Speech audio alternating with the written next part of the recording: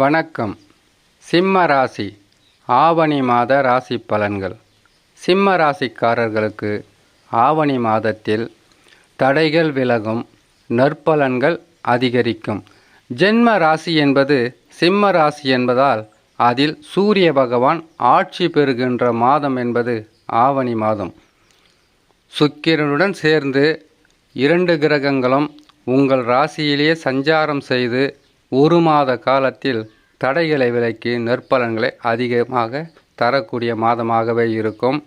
கோபத்தை தவிர்த்தால், அது மட்டும் இல்லாமல் அவசரத்தை தவிர்த்தால் உங்களுக்கு இருக்கக்கூடிய பல வகையான குழப்பங்களிலிருந்து நிதானமாக சிந்தித்தால் நற்பலன்கள் அதிகமாக பெறலாம். சிம்ம ராசிக்காரர்களுக்கு ஆவணி மாதத்தில் பலன்களை பற்றி அறிந்து கொள்வதற்கு முன்பதாக சந்திராஷ்டம தினங்களை தெரிந்து கொள்வது மிகவும் உதவியாக இருக்கும். சந்திரன் 8ஆம் இடத்தில் சஞ்சாரம் செய்யக்கூடிய நாட்கள் சந்திராஷ்டம நாட்கள். இந்த சந்திராஷ்டம நாட்களில் பொறுமையாக இருக்க வேண்டும். அவசரம் கட்டாயமாக இருக்கக்கூடாது. ஏன்னு கேட்டிங்கனாக்கா, சிம்ம ராசிக்காரர்களுக்கு மிகவும் கெடு பலன்களை தரக்கூடிய கிரக அமைப்புகள் ராஜ கிரகங்களால் இருப்பதினால், அது என்ன ராஜ கிரகம் கேட்டிங்கனாக்கா, குரு 10லே இருப்பது, கேது 2லே இருப்பது, ராகு 8லே இருப்பது, கண்டக சனியாக சனி பகவான் இருப்பது.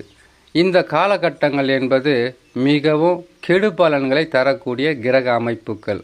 ஆனால் உபகிரகங்கள் என்று சொல்லக்கூடிய சூரியன், சந்திரன், செவ்வாய், புதன், சுக்கிரன், இந்த கிரகங்கள் உங்களுக்கு சாதகமான நிலையில் இருப்பதினால் இம்மாதத்தில் நற்பலன்கள் என்பது அதிகரிக்கும். சரி, சந்திராஷ்டம தினங்களை பார்க்கலாம்.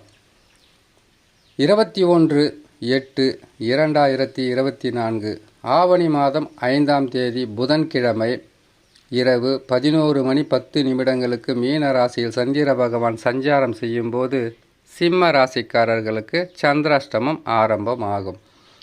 சந்திராஷ்டம தினங்களிலிருந்து விடுபடக்கூடிய நாட்களாக 23/8/2024 ஆவணி மாதம் 7ஆம் தேதி வெள்ளிக்கிழமை இரவு 1:29 மேச ராசியில் சந்திர பகவான் சஞ்சாரம் செய்யும்போது சந்திராஷ்டம தினங்களிலிருந்து விடுபடக்கூடிய நாட்களாக இருக்கும். இந்த சந்திராஷ்டம தினங்களில் புதிதாக தொழில் தொடங்கக்கூடாது, வாக்குவாதம் இருக்கக்கூடாது. குடும்பத்திலும் சரி, வெளியிலும் சரி, அமைதியும் பொறுமையாகவும் இருக்க வேண்டும். அது மட்டும் இல்லாமல் வெளியூர் பிரயாணம் ஏற்பட்டால் சற்று தாமதமாக இருந்து 2.25 நாட்களுக்கு பிறகு சென்றால் பெரிதளவு பாதகம் இருக்காது. வண்டி வாகனங்களில் மெல்லமாக செல்ல வேண்டும். இம்மாதத்தில் கிரகங்கள் தரக்கூடிய பலன்களை பார்க்கலாம்.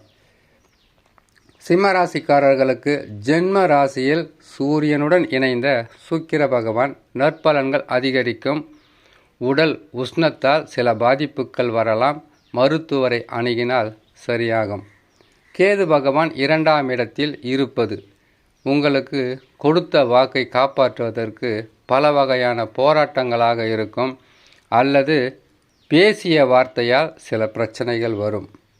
சனி பகவானை பொறுத்தவரையில் கும்ப ராசியில் வக்ரம் பெற்று கண்டக சனியாக இருப்பது பாதகமல்ல. நற்பலன்களும் கொடுப்பதற்குண்டான வாய்ப்புகள் கிடையாது. ராகு பகவானை பொறுத்தவரையில் 8ஆம் இடத்தில் இருப்பது, 8ஆம் இடத்தில் சந்திர பகவான் இருந்தாலே பாதகத்தை தருவார். ராகு பகவான் இருப்பதினால் உங்களுக்கு தவறான நட்பு, தவறான உறவு, தவறான சேர்க்கை ஏதாவது இருந்தால் அதிலிருந்து விலகி இருப்பது மிகவும் சிறப்பாக இருக்கும்.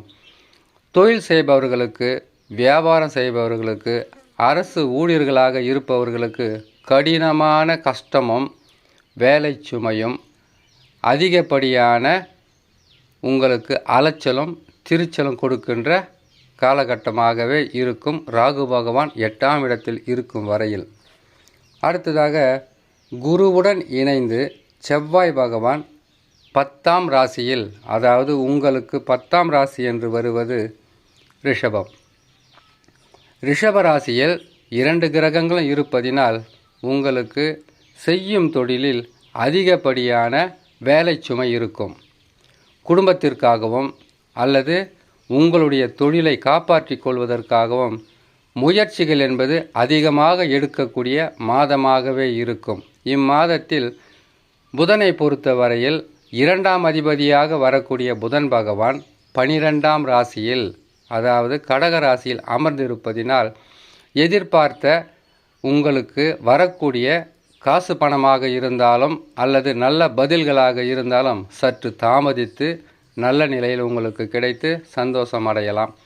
4 கிரகங்களும் பாதகமாக இருப்பதினால் மிக கவனமாக ஒவ்வொரு நாளும் சிந்தித்து செயல்பட்டால் பெரிதளவு பாதகம் இல்லாமல் சாதக பலன்களை பெறலாம் என்று சொல்லி இன்னொரு நல்ல பதிவில் உங்களை நான் சந்திக்கிறேன். நன்றி, வணக்கம்.